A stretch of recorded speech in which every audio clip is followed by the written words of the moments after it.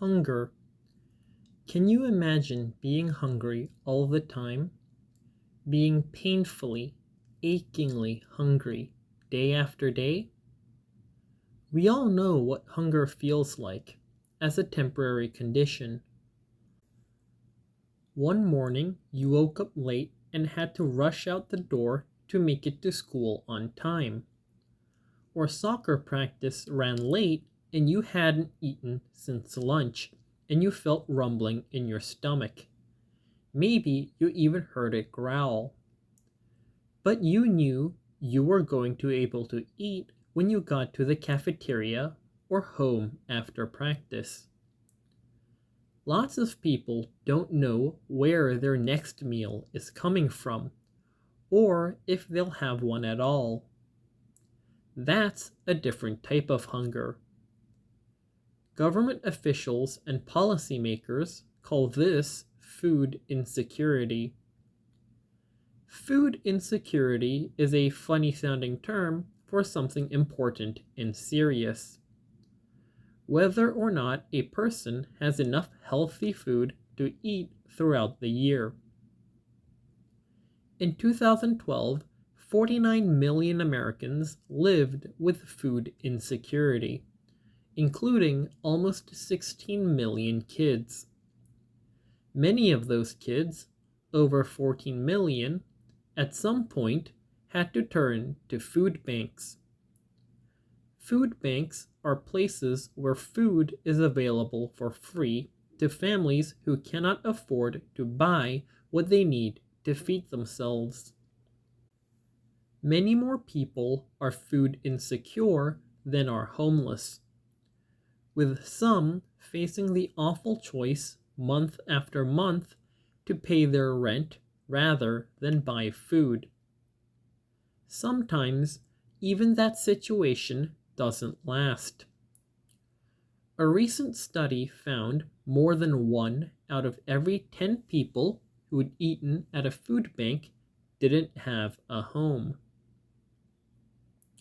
Hunger is a threat to anyone of any age, but it's particularly harmful to kids whose bodies and brains rely on nutritious food to grow.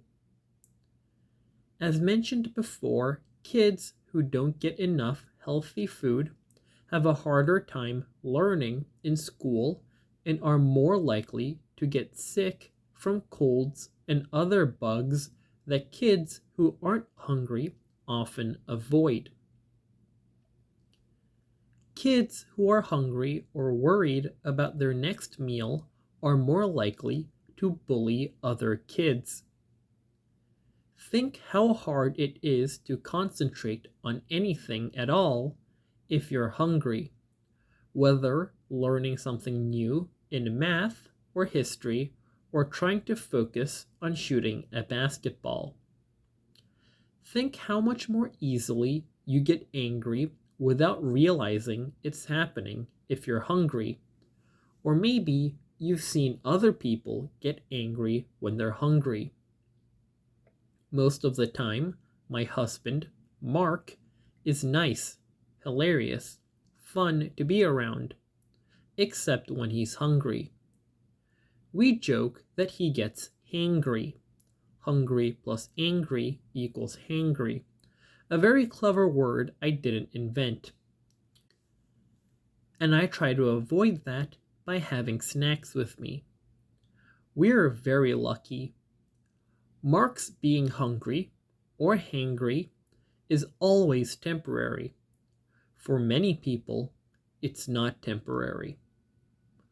Also, too often, hunger and obesity, or being very overweight, go hand in hand. I know it sounds weird, but I'll explain. Many families who are food insecure purchase the cheapest food because it's often all that's around and affordable. But the cheapest food is often unhealthy, full of fat and sugar.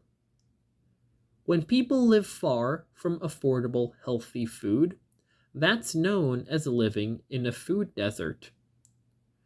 More than 23.5 million Americans live in food deserts, and a majority of them are in low income families. Kids from those families are more likely to be both hungry and obese. Hungry because they're not getting enough nutrition, obese because they're eating unhealthy food, and because they're obese, they're at a greater risk of diabetes and heart disease. It's a clear example of how connected different issues are: lack of access to nutritious food, health, and poverty.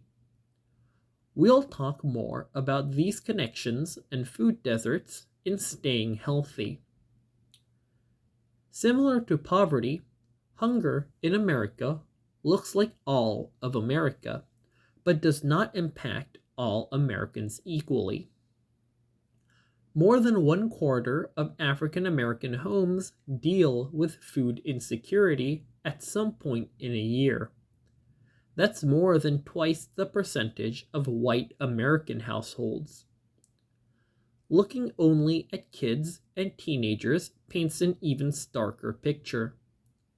More than 1 out of 3 African American kids and teenagers is food insecure, far, far higher than the national average. Additionally, chronic hunger, or hunger that never goes away, and food insecurity are further reasons why young people who are poor are tragically likely to remain poor throughout their lives. Think about the analogy earlier in the chapter about running in a race. If you can't concentrate on your schoolwork or your homework because you're hungry, you're not going to be able to learn as well or as much as kids who aren't hungry. You're not likely to do as well on tests as kids who aren't hungry, which means you're not likely to get the same grades today or the same opportunities later in school or life. All because day after day you feel hungry and worried about whether you will have enough to eat. Like around homelessness, many myths and misconceptions abound about food insecurity. Some people think it's not a big problem in the US, but anything measured in the tens of millions is not a small problem. Feeding America, the largest group of food banks in the country, alone served more than 3.3 billion meals to more than 46 million people in 2014. That's about 1 in every 7 Americans. Hunger is sadly not rare in America. And you might think that if someone works, surely there's enough money to put food on the table for every family meal. Not so. According to Feeding America, millions of Americans who are hungry work full or part-time. The hungry are often well educated. More than 4 out of 10 food insecure people went to at least one more year of school after they finished high school. More than 1 in 5 food insecure households have had someone serve in the military. Hunger in America is as diverse as America itself, with one exception. The hungry are far more likely to be poor, regardless of race, education level, military service, or what part of the country they live in. You've probably heard of food stamps and may equate them with poverty. That's not far off. Though not all poor or low-income Americans qualify for food stamps, the food stamp program, now called SNAP, Supplemental Nutrition Assistance Program, is the federal government's largest program to help poor and very low-income Americans, including kids, buy food. In 2013, more than 47 million Americans received SNAP funds to help purchase food at supermarkets, convenience stores, and some farmers markets. Do you know how much you spend on a meal at the mall or your family spends if you're eating out for dinner? Probably more than what SNAP provides, an average of less than $1.40 per person per meal. Many families spend all their SNAP for the month within a couple of weeks, meaning they have to rely on places like food banks for the food they need later in the month, which helps explain why the number of Americans eating at Feeding America partners is so high. How much money people get from SNAP varies according to where they live, because food costs more in some places. How much they earn, people who earn less gets more money to help buy food, and how many people are in their family. A family of 4 receives more than a single person does. It's really hard using only SNAP to buy enough healthy food for each meal, every day, every week, every month. There is yet another myth that families on SNAP spend most of their funds on unhealthy food, soda, alcohol, or cigarettes. Over 85% of SNAP funds are spent on nutritious foods, and SNAP funds cannot be used in any state by anybody for alcohol or cigarettes. There is no shame in needing SNAP. When food stamps were first introduced during the Great Depression, to help people like those in the picture at the start of the chapter, and then reintroduced in the 1960s, severe hunger and malnutrition were serious problems across the United States, more so than today. Food stamps helped eliminate widespread hunger and malnutrition in many poor communities, and helped protect children from severe malnutrition, stunting, and the tragic consequences associated with stunting we talked about in the previous chapter. Today, when families use SNAP, kids have a better chance to get the nutrition necessary to grow, get stronger, and be able to pay attention and do better in school. 1 out of every 5 kids in the US lives in a family on SNAP, meaning that if there are 25 kids in a class, on average, 5 of them rely on SNAP for meals at home. Yet even though SNAP is pretty common, it's not without controversy. Some people support the government expanding benefits so more people can have more resources to buy more food, and others advocate shutting the program down because they don't think it's the government's job to prevent people from going hungry, but rather the job of religious groups, community groups, and others. Today, the government provides SNAP funds while most food banks and food pantries are run by religious organizations and charities or nonprofits, organizations focused on helping people, not making money. You'll have to decide what you think the appropriate role is for the government in fighting hunger in America, and what roles you think religious, community, and nonprofit groups should play. Schools are another crucial part of the fight against childhood hunger because they're where kids spend most of their days. For the first time in at least 50 years, as of early 2015, a majority of kids in public school qualify for free or reduced price lunch and breakfast at school because of their family's low income status. On one hand, this is terrific. We are finding a way to feed as many kids as possible at least one meal a day, hopefully making hunger less of a problem for kids, their health, their ability to learn, and their futures. On the other hand, this is sad. More and more American kids live in families where hunger and food insecurity are either daily realities or daily threats. Some children feel ashamed about being from poor families, although they shouldn't, and those feelings stop them from using school meal programs.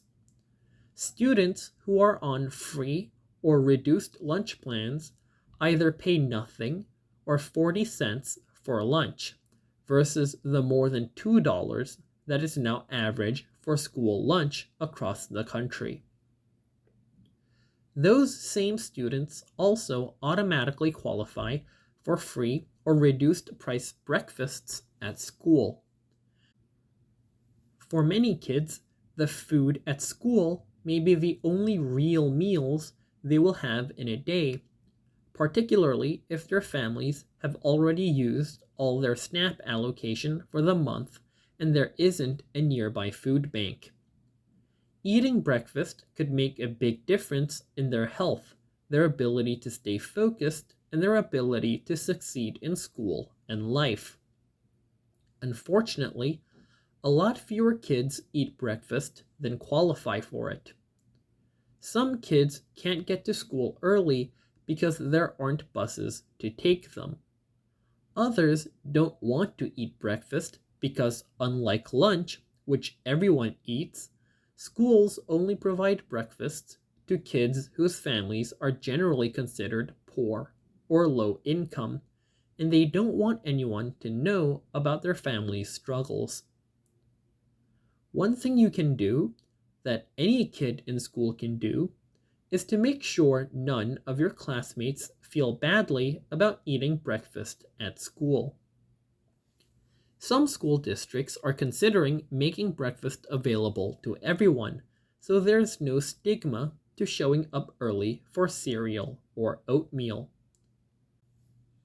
If you think that makes sense, that's something you can talk to your family about supporting in your local school district by writing your school superintendent, mayor, and city council, or starting a change.org petition.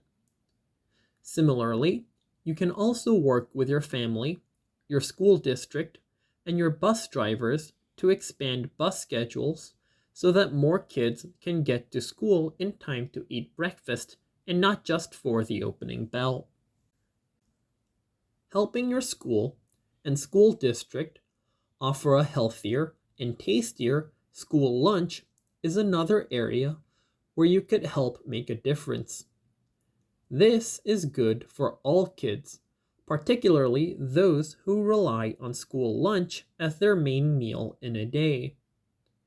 I remember most of the lunches at my junior high school consisted of pizza and sloppy joes full of mysterious ingredients, neither healthy nor terribly delicious.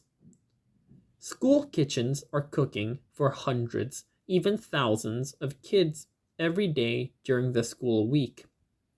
So it's important the meals are easy to make and also affordable for the district. Your school chefs and cafeteria staff are likely already working hard to figure all this out for you and your classmates. And they're not the only ones. It's an important enough question to have earned the attention of the White House and become a priority of First Lady Michelle Obama.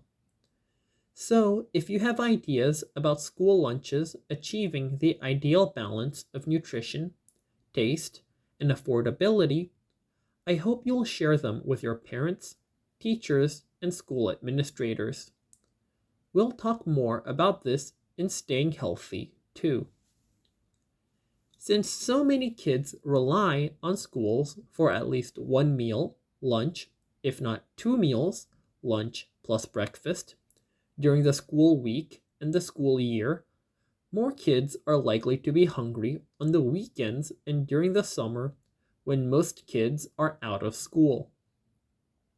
Food banks in the Feeding America network provide backpacks full of food to more than 450,000 kids on Friday afternoons so that they can eat over the weekend.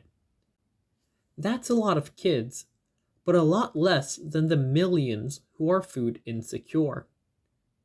During the summer, the federal government provides support to places where kids are likely to be, like schools, libraries, and community centers for healthy lunches. Churches and other religious organizations also work to provide food to kids during summers and on weekends. But an estimated 6 out of 7 kids who need those meals don't get them, either because they live too far from where meals are being served and there's no way for them to get there, or because they don't know they qualify for free summer lunches even if they're available at the community center or Boys and Girls Club down the street. Like North Carolina native William, you can do something to help kids get enough to eat when school's out. When he was just 7 years old, William decided to work with the Interfaith Food Shuttle program to provide as many backpacks full of healthy food as he possibly could for kids during spring break. He figured his best strategy would be to talk to people outside local grocery stores, as they'd already be thinking about food and hopefully more willing to offer support. So, William stood outside a store with a list of healthy food items he asked people to buy to support the backpack program. The first year, he collected 1,400 pounds of food and raised $300. He thought he could do even more, so he kept raising money and collecting food donations for the Interfaith Food Shuttle. This past year, when William was 9, he rallied 150 volunteers to collect 9,000 pounds of food in one day. That's a lot of food, particularly for kids who otherwise would have been hungry. He also raised $11,000 to buy even more food for kids. William isn't stopping either. You can find out how to support William or how to start your own backpack program at thefooddrivekid.org. No Kid Hungry also has suggestions for ways to fight child hunger that don't require any money, and you can learn more at the website nokidhungry.org. We'll end hunger in America when everyone has enough healthy food to eat every day. We know a lot about what works, specifically for kids, but we need to be doing more to make sure kids and adults have the food we all need. In addition to maybe starting a backpack program like William's. There is a lot you can do. You can help raise awareness about the millions of Americans, including American kids, who are hungry and food insecure. You can rally support for earlier buses so more kids can get to school in time for breakfast. You can start eating breakfast at school if your school offers an open breakfast program and you can get there early enough so that no one feels singled out. You can help kids and families find summer meal programs near them, even if near is still miles away. That's actually much easier than it may sound. Anyone can text FOOD to 877-877 to find the closest summer meal site. Or you can help people look online by going to USDA.government and searching for Summer Food Rocks to find the closest summer meal site. You can have a bake sale or find another way of raising money to support efforts to fight hunger, like the kids in the picture are doing for the national effort, aptly named No Kid Hungry. You can help raise money for food banks and food pantries at your local churches, mosques, synagogues, temples, or community centers, as well as local homeless shelters. You can also donate food, canned food, fresh food, cereals, vegetables, fruit, and more. Some places accept all types of food, and others generally prefer canned and dry goods. So make sure you check first what is needed and okay to donate. Thanksgiving and Christmas are traditional food drive times, and it's so important no one be hungry around the holidays. It's also important to support, organize, and hold drives throughout the year because hunger doesn't disappear when we store away our Christmas and Hanukkah lights. One person doing this work is Isaac from Keithville, Louisiana. Every morning, on his way to school in nearby Shreveport, Isaac noticed kids who looked and were hungry. He went on a 4-hour tour of a local food bank and saw almost empty shelves. Isaac knew he wanted to fight hunger in his community, in part by helping food banks and other places hungry people went for food to always have full shelves. He started off supplying local homeless shelters with beef from his family's farm. Soon, he wanted to do more. So he founded Game Changers Tackling Hunger. Over time, Isaac recruited thousands of people, classmates, 4-hour members, other farmers, city leaders, and more, to donate food and organize it into boxes that could be given to families and to replenish the shelves at the local food bank. Feeding America is a great place to find local food banks and food pantries where you know your donations of money or food are going to families in need in your community. And it's where you can find partners if you want to start a program like Isaac's. To learn more, visit feedingamerica.org and type in your zip code. Other ways to fight hunger include volunteering at a food or soup kitchen where hot food and meals are often served, or helping to sort food at a food bank into bags families can more easily take home. When I was in 8th grade and high school, I volunteered at Martha's Table, a food kitchen in Washington, D.C. Martha's Table welcomes volunteers starting at age 12 to help make and distribute meals. If you live in or near DC, I hope you'll consider spending time volunteering there. Talk to your school or other groups you're a part of to see if you can get your friends to go with you one day after school, on a weekend, or over the summer. I volunteered at Martha's Table through my school and my church youth group. More information on Martha's Table can be found on its website, marthastable.org.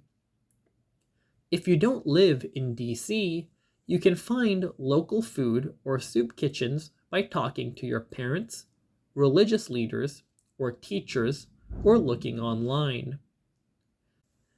Now living in New York, I love volunteering at City Harvest, an organization that rescues food from restaurants, grocery stores, farms, and other sources of fresh produce and groceries. We help repack bulk donations of things like fresh fruits and vegetables into family-sized bags and boxes that City Harvest then delivers to soup kitchens, food pantries, and community food programs across New York City to help feed families in need. Every year in the US, 6 billion pounds of fresh produce is wasted.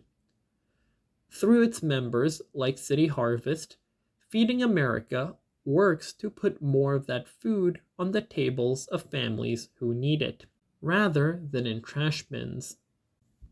City Harvest welcomes volunteers 15 and older to help sort and pack food and works with kids of all ages to organize food drives and fundraisers, and you can learn more at cityharvest.org.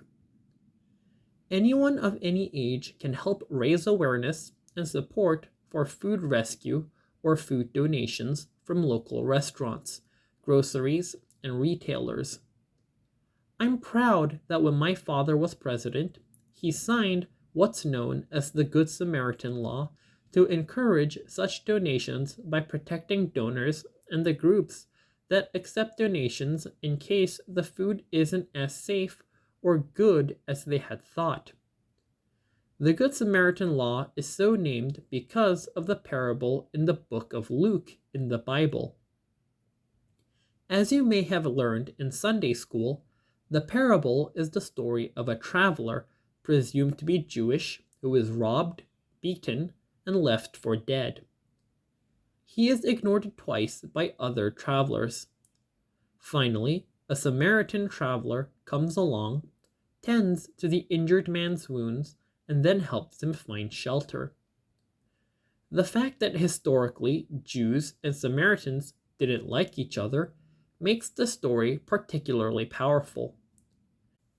It's also the context in which Jesus talks about the Golden Rule and treating our neighbors as we ourselves would want to be treated. Do unto others as you would have them do unto you. You can encourage your family, when eating out, to eat at restaurants that rescue or donate extra or unused food to soup kitchens, food banks, and pantries, and to shop for food at stores that do the same. You can find some of the major restaurant brands that participate in food rescue programs at the website foodtodonate.com. If restaurants and stores you like to go to aren't participating, encourage them to get involved, starting by going to feedingamerica.org and connecting with local food bank partners to help more hungry people get the meals and food they need.